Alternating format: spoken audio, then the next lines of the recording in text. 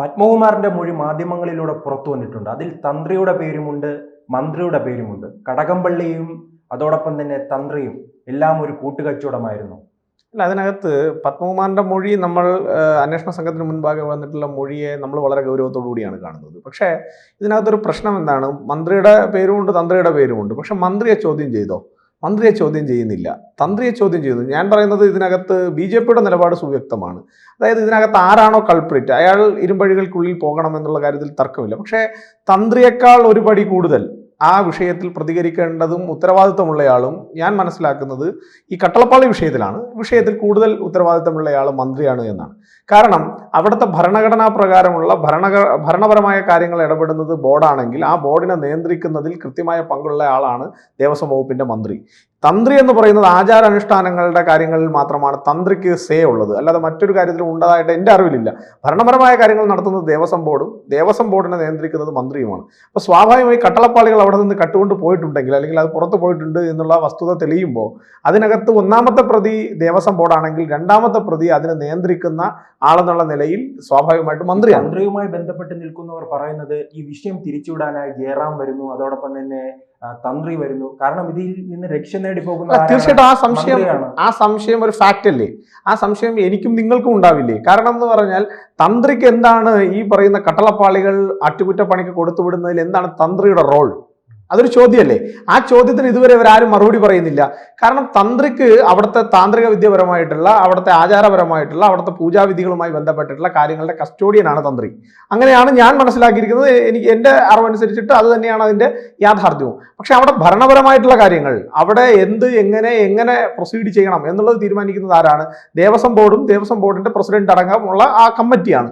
അതിനെ നിയന്ത്രിക്കുന്നത് ആരാണ്? ദേവസ്വം ബോർഡാണെങ്കിൽ ആ ദേവസ്വം ബോർഡിന്റെ കോൺസ്റ്റിറ്റ്യൂഷണലി പവർ ഉള്ളതുപോലെ തന്നെ ദേവസ്വം മന്ത്രി എന്നുള്ള നിലയിൽ അതിന്റെ ഒരു മോണിറ്ററിംഗ് പവർ ഉള്ളത് മന്ത്രിക്കാണ്, അല്ലെങ്കിൽ മുഖ്യമന്ത്രിക്കും കൗൺസിൽ ഓഫ് മിനിസ്റ്റേഴ്സിനുമാണ്. അപ്പൊ അങ്ങനെയുള്ള ഒരു സ്ഥലത്ത് എങ്ങനെയാണ് തന്ത്രിയിൽ മാത്രമായി, അല്ലെങ്കിൽ ജയറാമിന്റെ ഒരു മൊഴി, ജയറാമിന്റെ വീട്ടിൽ ഒരാൾ കട്ടളപ്പാളി കൊണ്ടുവന്ന് വെച്ചിട്ട് പൂജിച്ചോട്ടെ എന്ന് ചോദിച്ചാൽ എന്റെയും നിങ്ങളുടെയും വീട്ടിലാണെങ്കിൽ നമ്മൾ എന്ത് ചെയ്യും? നമ്മൾ സ്വാഭാവികമായിട്ട് അംഗീകരിക്കും. കാരണം അതിന് നമ്മൾ ആരാധിക്കുന്ന ഒരു ഭഗവാന്റെ ഒരു സ്വരൂപത്തിന്റെ ഭാഗമായിട്ടുള്ള ഒരു സാധനം നമ്മുടെ വീട്ടിൽ കൊണ്ടുവന്ന് പൂജിച്ചോട്ടെ എന്ന് ചോദിച്ചാൽ നമുക്ക് സന്തോഷമേ ഉണ്ടാവുള്ളൂ, നമുക്കതിലൊരു തരത്തിലുള്ള വിഷമം ഉണ്ടാവില്ല. പക്ഷെ ഇത് പൂജിക്കാമോ ഇല്ലയോ എന്നുള്ളത് രണ്ടാമത്തെ ഘട്ടമാണ്. അത് അദ്ദേഹത്തിന് അറിവുണ്ടാവണമെന്ന് നിർബന്ധമില്ല, ഒരു ഭക്തനെ സംബന്ധിച്ച് അത് അറിവുണ്ടാവണമെന്ന് നിർബന്ധമില്ല. പക്ഷെ അത്തരത്തിലുള്ള കാര്യങ്ങൾ നടത്തിയ രണ്ടുപേരുടെ പേര് കൊണ്ടുവന്ന്, അല്ലെങ്കിൽ തന്ത്രിയെയും ഈ പറയുന്ന ജയറാമിനെയും മറയാക്കി നിർത്തിക്കൊണ്ട് ബാക്ക് ഡോറിലൂടെ കടകംപള്ളിയെ രക്ഷിച്ചു കൊണ്ടുപോകാം എന്നുള്ളതാണ് CPM ഒരുക്കുന്ന തന്ത്രം എന്നാണ് ഞാൻ ഇതിൽ നിന്ന് മനസ്സിലാക്കുന്നത്. കടകംപള്ളിക്ക് ഒരു ആത്മവിശ്വാസമുണ്ട്, തന്നെ തേടി വരില്ല എന്നത്. അതുകൊണ്ടാണ് ഈ തെരഞ്ഞെടുപ്പ് പ്രവർത്തനങ്ങൾ സജീവമാണ്. ഇന്നലെ തന്നെ ചില ദൃശ്യങ്ങൾ കണ്ടാൽ അറിയാം, റോഡുമായി ബന്ധപ്പെട്ട് അദ്ദേഹം അങ്ങനെ ആജ്ഞാപിക്കുകയാണ്. അദ്ദേഹത്തിന് ആത്മവിശ്വാസമുണ്ടോ ഈ തെരഞ്ഞെടുപ്പ് കാലത്ത്? സ്വാഭാവികമായിട്ടും ഉണ്ടാകും. കാരണം ഇപ്പൊ ഈ കട്ടളപ്പാളി വിഷയത്തിൽ നമ്മൾ ആദ്യം തൊട്ടുള്ള ചെറിയൊരു നാൾ വഴി നമ്മൾ നോക്കുകയാണെങ്കിൽ, കട്ടളപ്പാളി വിഷയത്തിൽ ആദ്യമായി CBI അന്വേഷണം വേണം എന്നാവശ്യപ്പെട്ട സംഘടനയുടെ പേരെന്താ? BJP അല്ല, അത് ആവശ്യപ്പെട്ടത് കോൺഗ്രസ് ആയിരുന്നു. പക്ഷേ അതിന് തൊട്ടടുത്ത് BJP പറയാണ് കഴിഞ്ഞ 10 വർഷത്തെ മാത്രമല്ല 30 വർഷത്തെ ദേവസ്വം ബോർഡുകളിലെ സാമ്പത്തിക ഇടപാടുകളുമായി ബന്ധപ്പെട്ടിട്ടുള്ള കാര്യങ്ങളെക്കുറിച്ച് CBIയുടെ അന്വേഷണം വേണമെന്ന് പറഞ്ഞപ്പോൾ പെട്ടെന്ന് തന്നെ CBI അന്വേഷണത്തിൽ നിന്ന് കോൺഗ്രസ് ആദ്യത്തെ നിലപാടിൽ നിന്ന് കോൺഗ്രസ് പിറകിലേക്ക് മാറി. അപ്പോൾ സ്വാഭാവികമായിട്ട് അത് ആർക്ക് വേണ്ടിയിട്ടാണ് പിറകിലേക്ക് മാറിയത്? ഇവർ തമ്മിലുള്ള കൂട്ടുകച്ചവടം, CPM-ഉം കോൺഗ്രസും കഴിഞ്ഞ പതിറ്റാണ്ടുകളായി കേരളത്തിൽ നടത്തിക്കൊണ്ടിരിക്കുന്ന കൂട്ടുകച്ചവടം കേരളത്തിന് മുൻപാകെ വെളിപ്പെടും എന്നുള്ള ഒരു ധാരണ വരുമ്പോൾ സ്വാഭാവികമായിട്ട് ഇത് അടിക്കുമ്പോൾ അവർക്ക് മാത്രമല്ല ഞങ്ങൾക്കും കൂടി അടികൊള്ളാൻ സാധ്യതയുണ്ട് എന്നുള്ള തിരിച്ചറിവാണ് കോൺഗ്രസിന്റെ ലീഡർഷിപ്പിനെ കൊണ്ട് CBI അന്വേഷണം എന്ന് പറയുന്ന ആ നിലപാടിൽ നിന്ന് പിന്നാക്കം മാറ്റിയത്. അപ്പോൾ സ്വാഭാവികമായിട്ടും CPM-ന് ആത്മവിശ്വാസം കൂടും, CPM-ന്റെ കള്ളന്മാരായിട്ടുള്ള മുൻ മന്ത്രിമാർക്കും ഒക്കെ ആത്മവിശ്വാസം കൂടും. കാരണം ഞങ്ങളെ സഹായിക്കാൻ, പ്രതിപക്ഷം കൂടി സഹായിക്കാൻ രംഗത്തിറങ്ങുന്നു എന്നൊരു ഫീൽ അല്ലേ പൊതുവിൽ ആ ഒരു നിലപാട് മാറ്റത്തിലൂടെ കേരളത്തിന്റെ മുൻപാകെ വരുന്നു. BJP അടക്കമുള്ള തിരുവനന്തപുരത്തെ പ്രതിപക്ഷം എന്താണ് പ്രതികരിക്കാത്തത്? കാരണം തിരുവനന്തപുരത്തെ പ്രതിപക്ഷം BJPയുടെ സ്റ്റാൻഡ് ഞാൻ പറഞ്ഞല്ലോ. കഴിഞ്ഞ ദിവസം സംസ്ഥാന അധ്യക്ഷൻ തന്നെ നേരിട്ട് പറഞ്ഞു, സംസ്ഥാന അധ്യക്ഷൻ എല്ലാ പൊതുവേദികളിലും പറയുന്നുണ്ട്, കടകംപള്ളിയും വാസവനും അതുപോലെ തന്നെ മുഖ്യമന്ത്രിയും ഇതിനകത്ത് കൾപ്രിറ്റുകളാണ്, അവർക്കും ഇതിനകത്ത് പങ്കുണ്ട്. ഒരു തന്ത്രിയിലും അല്ലെങ്കിൽ ഒരു വാസുവിലും അതുപോലെ തന്നെ പത്മകുമാറിലും അല്ലെങ്കിൽ ഒരു പോറ്റിയിലും ഈ വിഷയം തീരുന്നില്ല. ഇതിൽ മുന്നോട്ടേക്ക് പോകേണ്ടതായി ഒരുപാട് സ്ഥലങ്ങളുണ്ട്. എവിടെയെങ്കിലും ഒരിടത്ത് ഇതിൽ മുന്നോട്ട് പോക്കില്ല എന്നോ ഇതിൽ സെറ്റിൽമെന്റ് ആക്കാൻ ശ്രമിക്കുകയോ ചെയ്താൽ അവിടെ BJPയുടെ നിലപാട് പറയുമെന്ന് കൃത്യമായി പറഞ്ഞിട്ടുണ്ട്. അത് എന്തുകൊണ്ടാണ് അങ്ങനെ പറയേണ്ടി വന്നത്? SITയുടെ അന്വേഷണം പത്മകുമാറിലേക്ക് എത്തുന്നതോടുകൂടി CPM-ന്റെ കള്ളി പൊളിച്ചത്താവുകയാണ്. അത്രയും ദിവസം CPM തീർത്തൊരു പ്രതിരോധ കോട്ടയുണ്ട്. ഇതിൽ CPM-ന് എന്താണ് സ്റ്റാൻഡ്? CPM-ന് ഇതിനകത്തൊന്നുമില്ല. ആദ്യം പറഞ്ഞു പ്രശാന്ത് എന്ന് പറയുന്നത് മുൻ കോൺഗ്രസ്സുകാരനാണ്, CPM-മായി വന്നിട്ട് ഈ ഒരു 5 വർഷത്തെ ബന്ധമേ ഉള്ളൂ, അപ്പൊ അയാളെ എങ്ങനെ നിങ്ങൾ ഞങ്ങളുടെ പ്രശ്നമാണ് എന്നിങ്ങനെ പറയും എന്നൊക്കെ പറഞ്ഞ് പ്രതിരോധിച്ചുകൊണ്ടിരുന്നവർക്ക് ഈ പറയുന്ന പത്മകുമാറിലേക്ക് വരുമ്പോൾ അവരുടെ മുൻ കോന്നി MLA ആണ് പത്മകുമാർ. CPM-ന്റെ ജില്ലാ നേതൃനിരയിൽ വളരെ വർഷങ്ങളോളം നിന്ന ഒരാളാണ്. അപ്പൊ സ്വാഭാവികമായിട്ട് അദ്ദേഹം ഫ്രണ്ടിലേക്ക് വരുമ്പോൾ സ്വാഭാവികമായിട്ട് CPM-ന് ഒരുപാട് കാര്യങ്ങൾ മറച്ചു വെക്കാനുണ്ട് എന്നുള്ളത് യാഥാർത്ഥ്യമല്ലേ? അപ്പൊ CPM-ന് ഒരുപാട് കാര്യങ്ങൾ മറച്ചു വെക്കാൻ വരുമ്പോൾ അവരെ സംരക്ഷിക്കുന്ന നിലപാടുമായി കോൺഗ്രസ് കൂടി വരുന്നു. അവിടെയാണ് BJP-ക്ക് ഒരു ഡൗട്ട് ഉള്ളത്. അതുകൊണ്ടാണ് BJP-യുടെ നേതാക്കന്മാർ എല്ലാവരും പറഞ്ഞത് ഇത് ഇവിടെ കൊണ്ട് അവസാനിപ്പിക്കാനുള്ള പരിശ്രമം ഉണ്ടെങ്കിൽ കൃത്യമായി പ്രതിപക്ഷത്തിന്റെ റോൾ ഞങ്ങൾ ഏറ്റെടുത്ത് മുന്നോട്ട് വരും. പക്ഷെ ഇപ്പോഴത്തെ ഒരു കാലാവസ്ഥ എന്താണ്? SITയുടെ അന്വേഷണം ഇങ്ങനെ മുന്നോട്ട് വരുന്നു, പത്മകുമാറിലേക്ക് എത്തുന്നു. ഇപ്പൊ അവരതിനെ തന്ത്രിയുടെ പേര് കൂടി കണക്ട് ചെയ്തുകൊണ്ട് തന്ത്രിയുടെ, പക്ഷെ ഞാൻ ഇപ്പോഴും ഉറച്ചു വിശ്വസിക്കുന്നു, അല്ലെങ്കിൽ ഞങ്ങൾ ഇപ്പോഴും ഉറച്ചു പറയാൻ ആഗ്രഹിക്കുന്നത്, തന്ത്രി എന്നുള്ളത് കൾപ്രിറ്റ് ആണെങ്കിൽ അദ്ദേഹത്തിനും നിയമം വേറെ വഴിക്ക് പോകണം എന്നുള്ള നിലപാടൊന്നും BJP-ക്ക് ഇല്ല. പക്ഷേ തന്ത്രി എങ്ങനെയാണ് ഈ കട്ടളപ്പാളികളുടെ കസ്റ്റഡിയൻ ആവുന്നത്? ആ ചോദ്യം കേരളത്തിന്റെ പൊതുമണ്ഡലത്തിലുണ്ട്. അപ്പൊ ആ ചോദ്യത്തിന് മറുപടി പറയേണ്ടത് ആരാണ്? ദേവസ്വം ബോർഡും അതുപോലെ തന്നെ മന്ത്രിയും അതുപോലെ തന്നെ SIT-യുമാണ്. അത് സ്വാഭാവികമായിട്ടും ആ മറുപടി ഞങ്ങൾ അപ്പൊ തന്ത്രിയുടെയും അതുപോലെ മന്ത്രിയുടെയും പേര് പറഞ്ഞിട്ട് തന്ത്രിയെ മാത്രം ക്വസ്റ്റ്യൻ ചെയ്യുന്നതിന്റെ പിന്നിലെ ചേതോവികാരം എന്താണ്? അപ്പൊ നേരത്തെ അവിടെയാണ് ഞങ്ങൾക്ക് തെരഞ്ഞെടുപ്പ് തിരക്കിലാണ്. അല്ല, അത് അദ്ദേഹത്തിന്റെ തെരഞ്ഞെടുപ്പ് തിരക്ക് അന്വേഷിക്കേണ്ടവരല്ലല്ലോ SIT ചെയ്യേണ്ട എന്താണ്? ആദ്യം ചോദിക്കേണ്ടയാള് ഞാനാണ് SIT-യിലെ ഒരു അന്വേഷണ ഉദ്യോഗസ്ഥൻ, അല്ലെങ്കിൽ താങ്കളാണ് അന്വേഷണ ഉദ്യോഗസ്ഥനെങ്കിൽ മന്ത്രിയുടെയും തന്ത്രിയുടെയും പേര് പറയുമ്പോൾ നമ്മൾ ആദ്യം പ്രിഫർ ചെയ്യുന്ന ചോദ്യം ചോദിക്കേണ്ട ആളാരാണ്? ഇതിനകത്ത് കസ്റ്റോഡിയൻ എന്ന് പറയുന്ന ദേവസ്വം ബോർഡും ദേവസ്വം ബോർഡിന്റെ അതോറിറ്റി എന്ന് പറയുന്നത്, അല്ലെങ്കിൽ അതോറിറ്റൈസ് ചെയ്തിരിക്കുന്ന ഒരു ബോഡി എന്ന് പറയുന്നത് മന്ത്രിസഭയും മന്ത്രിസഭയുടെ ഒരു മന്ത്രിയുമല്ലേ? അപ്പൊ സ്വാഭാവികമായിട്ട് ആദ്യത്തെ ചോദ്യം ചോദിക്കേണ്ട ആൾ മന്ത്രിയാണ്. കാരണം മന്ത്രിയുടെ കത്തോടു കൂടിയാണ് ഇദ്ദേഹം വന്നതെന്നുള്ളതാണ് മൊഴി. അപ്പൊ മന്ത്രി എങ്ങനെ ഈ കത്ത് കൊടുത്തു?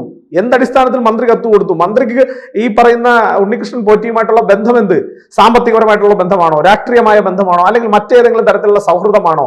അപ്പൊ ആ സൗഹൃദം എന്താണ് എന്ന് ആദ്യം ചോദിച്ചു മനസ്സിലാക്കേണ്ടയാൾ ആരാണ്? ഈ മന്ത്രിയോടാണ് ചോദിക്കേണ്ടത്. പക്ഷെ SIT അവിടെ ബുദ്ധിപരമായി ഈ തെരഞ്ഞെടുപ്പ് സമയത്ത് കടകംപള്ളിയെ വിളിച്ചാൽ എന്തെങ്കിലും ഒരു ബാക്ക് ഫയറിംഗ് ഉണ്ടാവുമെന്ന് പേടിച്ച് പെട്ടെന്ന് തന്നെ അത് തന്ത്രിയിലേക്ക് കൊണ്ടുപോകുന്നത് അതൊരു വാർത്തയാക്കുന്നു. അതിന്റെ പിന്നിൽ നേരത്തെ താങ്കൾ പറഞ്ഞതുപോലെ രണ്ടുപേരെ മറയാക്കി നിർത്തിക്കൊണ്ട് ഈ പറയുന്ന മുൻ മന്ത്രിയെ രക്ഷിച്ചെടുക്കുന്നതിന് വേണ്ടിയിട്ടുള്ള ഒരു പരിശ്രമം. അപ്പൊ ആ പരിശ്രമം കേരളത്തിൽ വില പോകാൻ വേണ്ടി പോകുന്നില്ല. ഇതാണ് കേരളത്തിൽ അതൊരു രാഷ്ട്രീയപരമായ തിരിച്ചടി ഈ തെരഞ്ഞെടുപ്പിൽ കമ്മ്യൂണിസ്റ്റ് പാർട്ടിക്ക് ഉണ്ടാക്കുന്നു. തീർച്ചയായിട്ടും ഉണ്ടാവില്ലേ?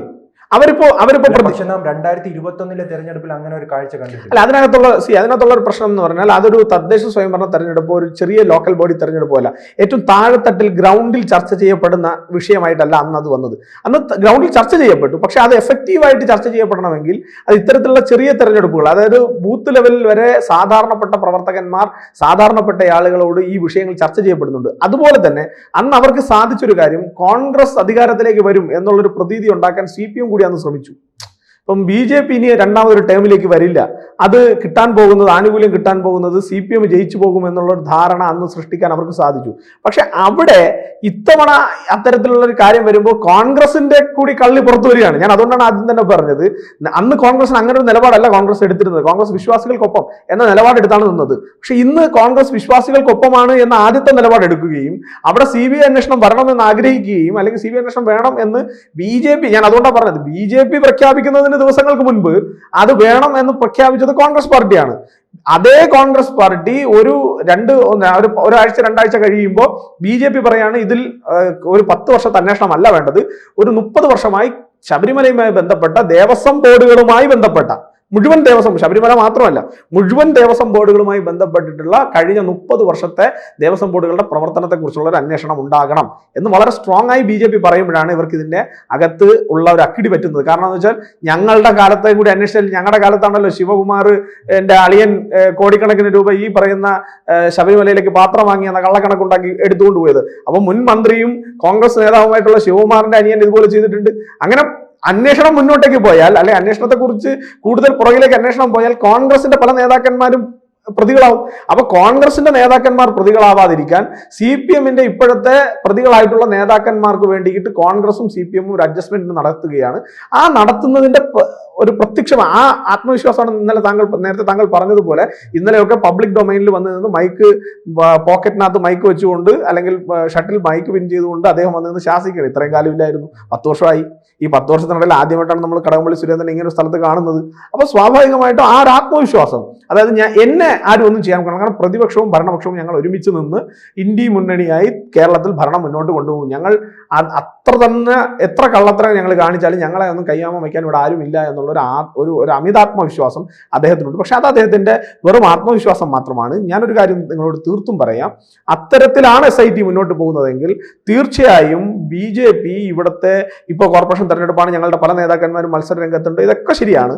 പക്ഷെ ശക്തമായ പ്രതിഷേധവുമായി ഭാരതീയ ജനതാ പാർട്ടിയുടെ പ്രവർത്തകർ തെരുവിലേക്ക് ഇറങ്ങും. അതിൽ ഞങ്ങൾക്കൊരു ഇലക്ഷൻ എന്നുള്ളതിനപ്പുറത്ത് ഇത്തരം വിശ്വാസത്തെ മറയാക്കിക്കൊണ്ട് കാപട്യം കാണിക്കുന്ന, കൊള്ളത്തരം കാണിക്കുന്ന, കൊള്ള മുതലാക്കാൻ വേണ്ടിയിട്ട് ശബരീശന്റെ സന്നിധി ഉപയോഗിക്കുന്നവരെ പച്ചയ്ക്ക് വെളിച്ചത്തേക്ക് കൊണ്ടുവരിക എന്നുള്ള ഒരു കൃത്യമായ ലക്ഷ്യം ഞങ്ങൾക്കുണ്ട്. ആ ലക്ഷ്യത്തിൽ ഞങ്ങൾ മുന്നോട്ട് പോകും, ഒരു സംശയവുമില്ല. കൂടുതൽ വാർത്തകളും വിശേഷങ്ങളും നിങ്ങളിലേക്ക് എത്താൻ ABC മലയാളം സബ്സ്ക്രൈബ് ചെയ്യുക, ബെൽ ബട്ടണും അമർത്തുക.